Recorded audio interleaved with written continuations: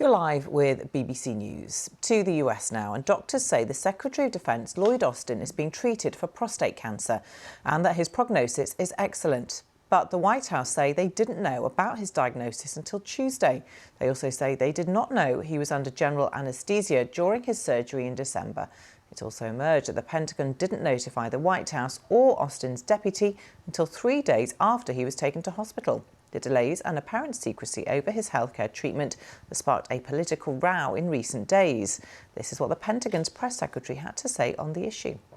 We're going to try to provide you with the most information we have as quickly as we have it, and recognizing that as I say that, we could have done a better job last week. So, again, we have this information now from these medical professionals. And I think that, it will go a long way in terms of helping to understand the situation and what needs to be done going forward. Our North America correspondent David Willis has more on this.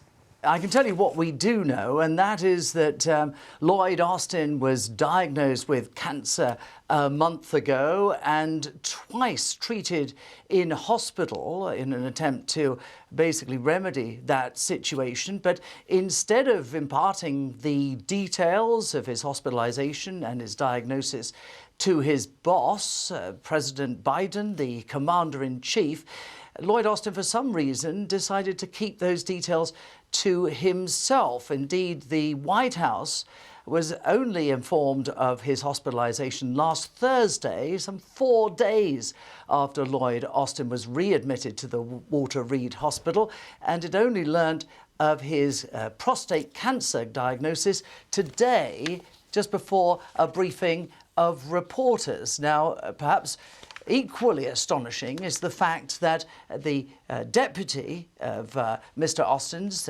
Kathleen Hicks is her name, had been delegated some of his tasks whilst he was readmitted to the Walter Reed Hospital, but even she didn't know that he was in hospital at the time. So none of this really would have been quite as extraordinary were it not for the fact that Lloyd Austin, as the US Defense Secretary, is second only to the president in the US military chain of command. He is perhaps the person who holds that role is perhaps the most powerful, one of the most powerful members of the cabinet. And they, of course, have to be constantly available, and particularly given the current conflicts that the United States is involved in Ukraine and the Middle East. But instead of being behind his desk at the Pentagon, Lloyd Austin was in hospital being treated for a condition that nobody in the White House, anyway, seemed to know